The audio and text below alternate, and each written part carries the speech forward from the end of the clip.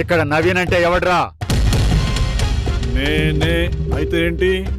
కామంతో కళ్ళు మూసుకుపోయి ఒక ఆడపిల్లను గర్భిణి చేసి పెళ్లి చేసుకోమని అడగగానే మొహం చాటేస్తున్నావంట. దీనికేమంటావు? ఎవరేం చెప్పినా విని తీర్పు చెప్పడానికి నువ్వేమన్నా పెదరాయుడువా కొండరాయుడువా? రాయ్ సింహముదు చిట్టెలికల గంతులేకు ఖర్చు అయిపోతావు. ఎవరితో మాట్లాడుతున్నావు తెలుసా? రాయుడు గారు ఇక్కడ. ఒక్క మాట ఎక్స్ట్రా మాట్లాడావనుకో, మాట్లాడడానికి నాలుక, వినడానికి చెవులు రెండూ ఉండవు.